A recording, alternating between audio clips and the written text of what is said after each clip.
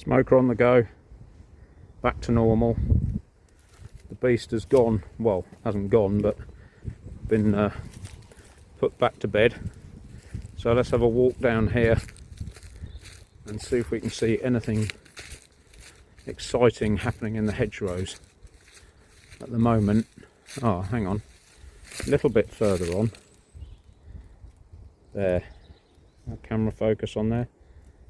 So yeah, they're a little bit further on than they were. Just starting to, oh yeah, here we go, look. I'll put my hand behind you can see. There, look. So she, being spring, is actually coming. Here we go. Brambles are out, or just starting to produce some leaves. So hopefully we will be seeing some proper tranches of pollen and nectar and one thing and another. Oh, what's happened here? Ah, but Jesus. My little leprechaun people, have they come out of the woodlands and done all the work for me? I don't know. But would you see this? All on stands, all done. Yeah, I spent some time down here because the van was broken and I couldn't actually do any work. So I had to cancel 2 jobs. Sorry to the people who I had to do that to, if you're watching. But I didn't waste the time. I actually came and did something constructive. And yeah, so now every single hive is bolted onto the floor or on the floor. And I lied last time, those are actually 8x2s, not 9x2s as I said previously. And I would have finished all this, only that pallet broke. I think it was broken before, but I was going to still put it down the opposite way round. And I went to buy some piles of bricks, old reject bricks, to stick these back ones on, and I ran out of bricks. So I now have some more bricks, so that's all to be done at some point in the future. I've also got to, this is a spare stand that's supposed to be going here for nucleus colonies, but it's propping up this that keeps getting battered by the wind, so I've got to do something with there and put some actual bracing parts that are a permanent structure, which is a bit annoying because, you know, that's going to interrupt the lawnmower going around here, but you know, first world problems and all that. So let's have a look at these girls. No bee suit on. They're out flying. So we're in the afternoon now, and as you saw this morning at the second apiary, they were all treated for Varroa, the first treatment. So we're March the 15th, first treatment for Varroa today, pollen coming in, and you will see on how the colony functions, or an introduction to how the colony functions. The best piece of advice that I ever got from the beekeeper that actually mentored me for the first year, he said to me the first time I met him, he looked at me thoughtfully and he said, just remember, boy, bees don't read books. And here we are, 7 degrees, 8 degrees. Apparently in all the books it says bees don't fly till it's 12 or 14 degrees. You mustn't check the hives, just, you know, la la la. And this is the trick with beekeeping. You kind of have to not ignore all the traditional ways of keeping bees, but things have moved on. The American boys have moved things on in leaps and bounds, so have the New Zealand boys, you know, with Manuka honey and all the rest of it. You know, things have changed a lot, and the colonies are bigger from 60, 70 years ago. Everything's bigger, you know. I don't know, what can I say about it? But basically it has become more and more an observational and harmonious type of thing. You need to work as harmoniously as you can with the environment and let it provide, so you don't have to keep providing. There's pollen going in there. So due to this cold weather in the last week, I'm really pleased that I just turned those over and didn't open the entrance right up, because there's a wind that blows right in, and you can see that's why I put this bamboo split cane. It keeps the wind out of these girls, out of the entrance. But today the wind is coming in from the back here, which is unfortunate because we've got to put the different floors on with the mesh to get the Varroa mites to drop through. So in the cold weather, you see, what's happened is, I didn't really explain it very well this morning. Basically, all that going to the loo business is because the cold weather will shut them inside. They won't come out when it's really, really cold and there's a gale blowing, because it's just not worth it. They know there's not much food out, so they just don't bother.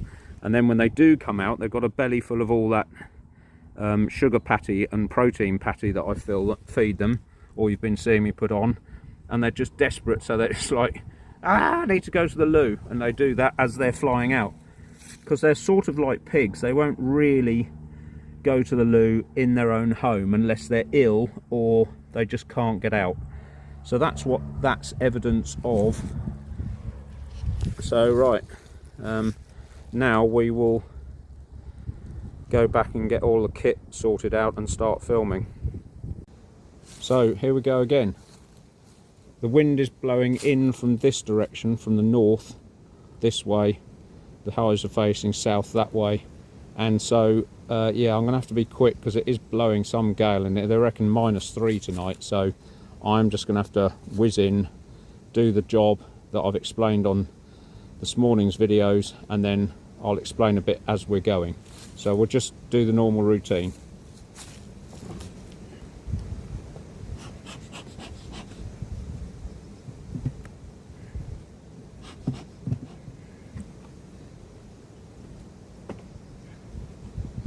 And while they're chewing on that, before anybody starts on the Irish jokes or impressions or all the rest of it, there are some magnificent people in Ireland. I've got friends who are Irish. They're the loveliest people, majority of them. And there are some gorgeous places to visit in Ireland. If you haven't been, I suggest you go. I mean, all of it is amazing. I went to County Meath and Newgrange and Galway, all sorts of places there. It's absolutely a breathtaking country. And very strangely, there was a young woman called Chloe suddenly appeared on my YouTube thumbnail feeds. I've no idea where. She does shorts of, you know, little clips of videos. Very mature young woman. We need more young women like that with her attitude, I'm sure. Or we need young women to listen to young women like that, basically, rather than getting all tied up with all the modern stuff that's going on. She's way ahead of her time, and she said something fascinating the other day. She did a little YouTube clip, and it said, rather than grizzle about how expensive organic food is, ask yourself the question, why is supermarket food so cheap? Well, way to go, Chloe, that's a cracker. And proper evidence of looking down the telescope the other end, or looking it down at the opposite end. And yeah, what a fantastic woman. She's got some great ideas, and now I've watched a few of her little short clips. It's feeding me some more. But let's have a look at these girls and see how we're getting on. Right, so they are getting through this food slowly but surely, and they're on it, so they are short of sugar. So I'll just put them to one side, get rid of this, and then this has got to come off. Actually, I'm going to put the roof back on because we've got to tip them over yet. I don't know why I did that.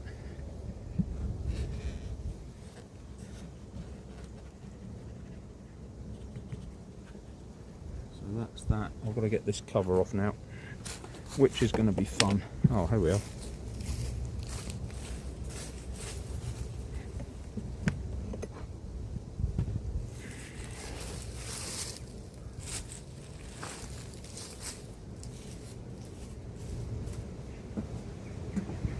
Alright, like I said, I'll try and tip it so you can see the colony while they're still down at the bottom here. But then I'll have to tip it out of the wind. See if you can see this as I do it.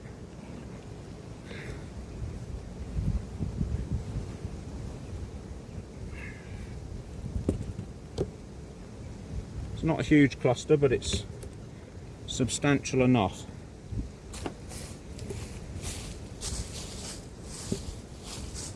So let's get this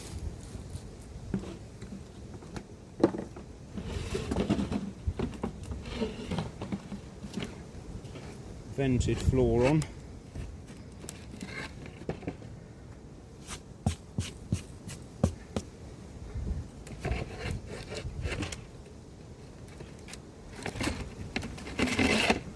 Don't ask me why this has to be on little packers. For some reason, one of the floors was not quite as high as the others, and I've no idea why. It just suddenly became apparent as I was changing one of the floors, and I thought, oh no. And so I've had to put these little window packers on to sort that little issue out.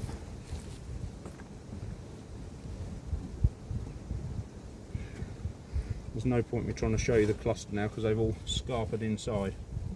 So we'll just get this box back on.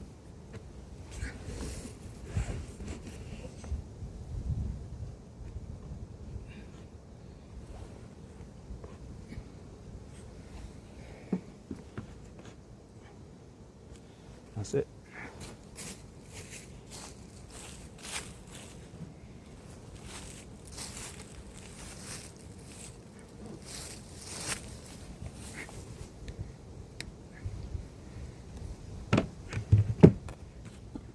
Right, disturbance factor minimal.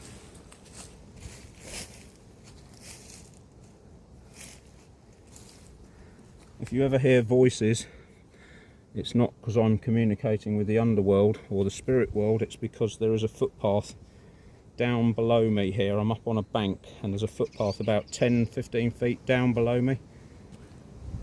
And sometimes people walk their dogs or just go for a run or whatever, and you might hear them. But anyway, we're just going to have to treat these girls for Varroa.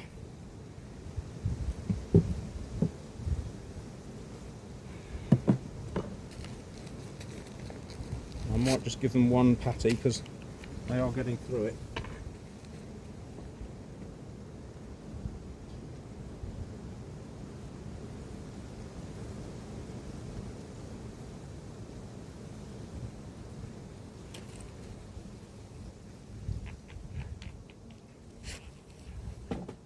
Just out of interest, have they done anything with this at all? Remember we put the drone comb stuff in, because I like to keep all, I didn't explain it properly again, I like to keep all the drone stuff in one place. Look at that. They have actually started to pull that out, even on just the sugar stuff, the patty stuff. So that is excellent. And I can't remember where I read that. I think I was waiting for somebody in hospital and it said make sure that you give your bees the opportunity to produce drones early in the season. And I thought, well, that's a load of rubbish, and then I tried it and it worked. So that's what I do now. And I don't know why they want drones early in the season, but they do seem to like the facility, and I prefer to keep them all in one place, and then you don't keep ripping the frames up, all the brood comb with all the worker bees on it. You don't keep dragging that up and ripping bees, rolling. You've got the chance of rolling the queen and all sorts of stuff. So if you just keep all the drones on one frame at the front where they want to be and the bees want them to be, because although I don't know a lot about this, you know, from a technical point of view, I don't know whether it actually is right, but my observations are that the drones seem to kick around and fly from hive to hive, investigating what's going on, and then go back to their own hive where they get fed. But apparently, you know, with the more scientific beekeepers, wherever they go they get fed. They're just you know, don't start ladies, but it is the same for blokes, isn't it? They just sort of amble around, kicking about, thinking, you know, is there anyone available? Yeah, don't want to go too that far down that road, but you know what I'm saying. And so they want to be at the front of the hive. They provide protection, and they provide thermal critical mass as well, because they're quite a big bee, and so they produce a lot of energy, but they consume a lot of energy, which is why they get chucked out at the end of the year. And we'll see all that later in September time, and that's one of your markers that you know autumn's arrived, is that they start chucking the drones out. So that's that. We've fed them, we've done the Varroa treatment, that's it. So we'll move on to the next one now. Here we go then, second colony, stand 2, usual routine.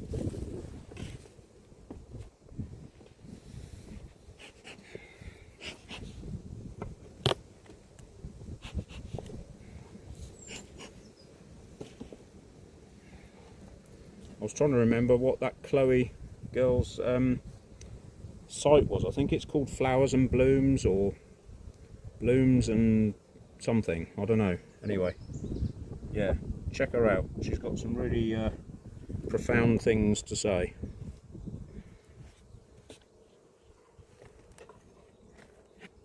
Yeah, that's stuck down with food, so we're going to leave that and just get rid of. Turn the box over, see if you can see how big the colony is as I turn it over. There you go. Tiny. Right.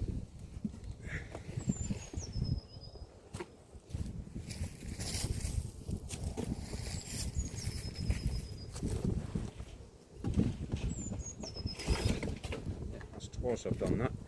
Clever.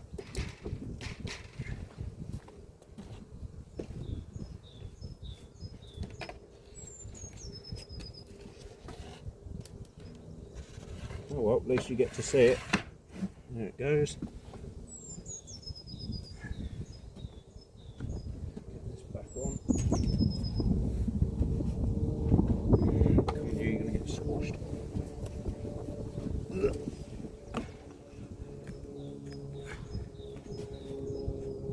There we go.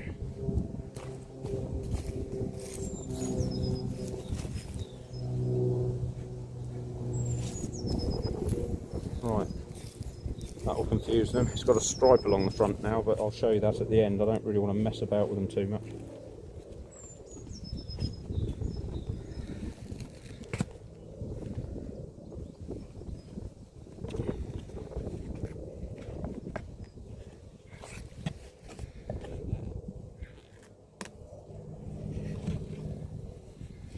Yeah, they're getting through it. I'm going to give them one more. Not eating the protein by the look of it. I don't know why that is. It doesn't really matter. It's obviously enough pollen coming in.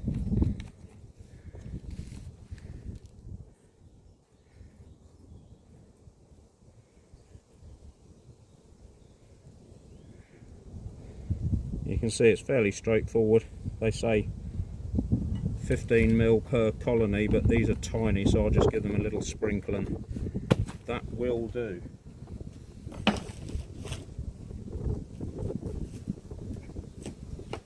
As I say, it's just trying to stimulate them to clean themselves or groom or, you know, do something, and then all the Varroa mites get knocked off. It seems the kindest way of doing it rather than chemicals, but you know, the commercial boys, they've got such big operations, they just, you know, sometimes they just have to go down the chemical route. There's not, this sort of stuff is alright with little colonies like I run, but some of the colonies they're producing are just enormous, and you know, you just, I don't know whether this trickle stuff would be effective or not, I don't know. But like I said before, because I sell to friends and family and local shops where, you know, the way the bees are treated is absolutely paramount for the people that buy stuff there, then I try and do the kindest thing first, and then chemicals are an absolute last resort for me. And luckily, touch wood, wherever it is. You can't see me banging my head. Touch wood, so far I haven't had to use any artificial chemicals ever, but I hope I haven't tempted fate by saying that. But yeah, we'll go through some of the things that help. Insulated hives help, I think, in my view, but we'll go through that when we talk about the hive, component parts, and an introduction to how the colony operates. Those two videos, when I get them up, we'll talk about that in more detail at that point. Right, so I'll move the camera, I'll move on to stand 1, colony 3. Right, do you reckon you can handle the excitement? It's all going to be the same routine again, as quickly as possible. Here we go. It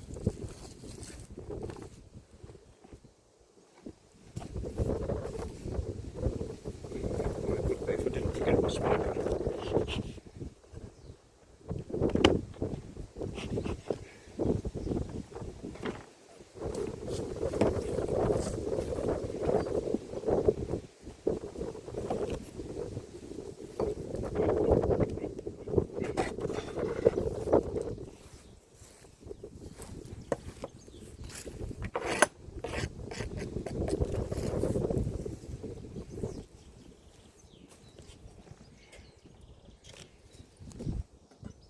Right, again, I'll try and show you the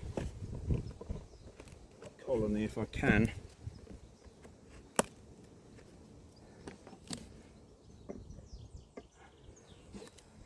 But this one's going to be a bit awkward because I've put the camera stand just where I want to put the box. Clever.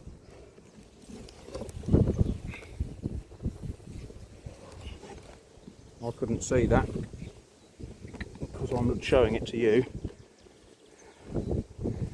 So all these floors, even though I cleaned them out 3 weeks ago, they're all looking grubby again.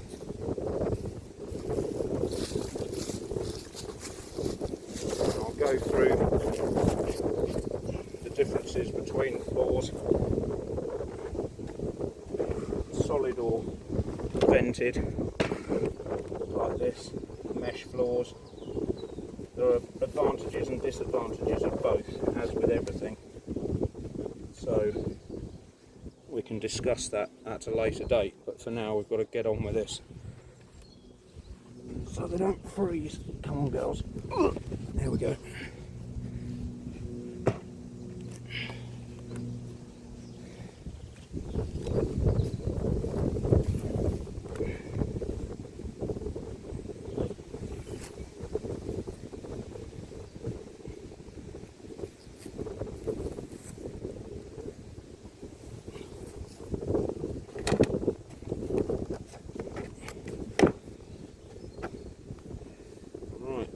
Foot.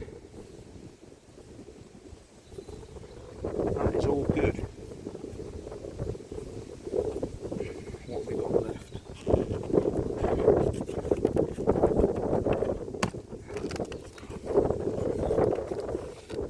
There's a good number of bees in here.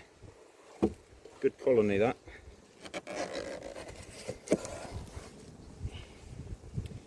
So they're going to get 2, one at the back and one at the side, so I'll move that there, move this in. I wonder, here we go, just out of interest, let's have a quick look at this, see whether this colony have done anything with this or not. I don't normally do this because the queen might be up here, but they've got to build the comb first. So they were starting on it, look, here, that area there. They're starting to pull it out, so it just proves sometimes you can't be too far ahead. If you give them the opportunity, they generally take it.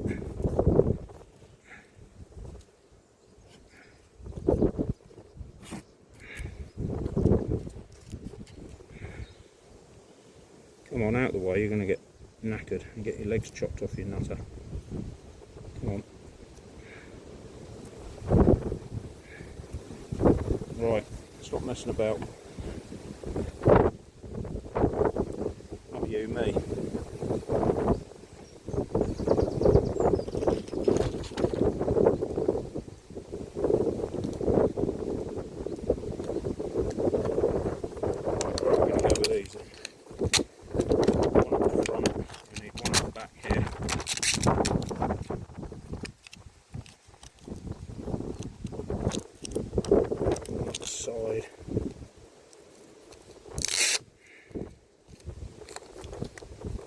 Oh! Under the vanishing act.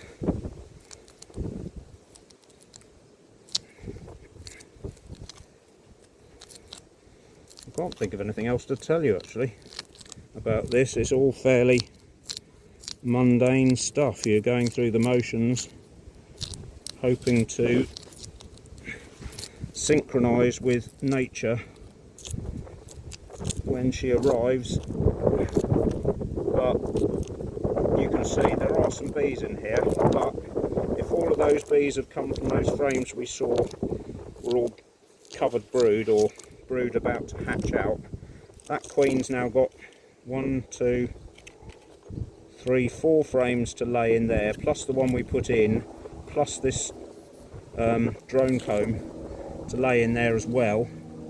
So she's not short of space, and if they do another round, that'll be 3 weeks away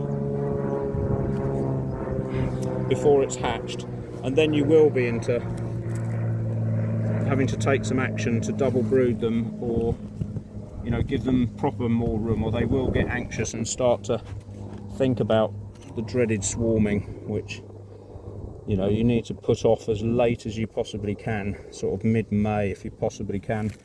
But it's all dependent on the seasons and various other factors. But there's no point, in my view, getting too far ahead, expanding colonies and then ending up with freezing cold weather like we've got now, and they've got a huge box they've got to heat, and very few bees in there. There's nothing coming in, so the queen won't lay, so you're stuck with this huge box, or you end up with masses of bees and then the weather comes in and you've got to feed them all because nature's not providing anything. So it is you never get it right. It's just one of those things that you just have to accept. You can't get it perfect. You just have to muddle through and do the best you can, and you might have lost 4 pots of honey, or you know, half a super's worth of honey, but you know, are you in it for that sort of game? If you're in it to look after bees, then honey is a byproduct as far as I'm concerned. It's a good byproduct and it makes it pay for itself, but it is just a hobby for me. If you're a commercial boy, these girls have got to make you some cash or it's not worth even keeping them. So the commercial boys have a completely different attitude, and you know, that's their thing. That's fair enough. It depends what your thing is, but this is a channel on hobby beekeeping, not on commercial beekeeping. So yeah, that's why I'm presenting it in that fashion. Alright, quick walk around at the end then. Those of you who are sharp-sighted might have seen that actually this colony's moved that way slightly, but only very slightly, because unbelievably, although bees can find their way 7 miles out, 7 miles in maximum, generally up to 3 miles flying in and out, if you move the entrance to the hive too much, they can't find it. It's bizarre, but we'll go through that again on understanding the colony video. But yeah, I've moved them along slightly because I always prefer to start with everything, all the main honey production colonies on the left hand side as I'm behind them, like that one is, but there's nothing in it, and like this one is, but there is something in it. But they have decided that they've had enough today. Maybe the treatment. Oh, I forgot to say to you, look, I haven't painted that bit there. It's still in the raw cedar bit across the front, so that'll give them something to look at when they come in now. And this colony, they've gone silent as well. Well, ish. There is some activity, but not much. Anyway, we'll leave them to get on with it. They've got a cold night tonight. That's it.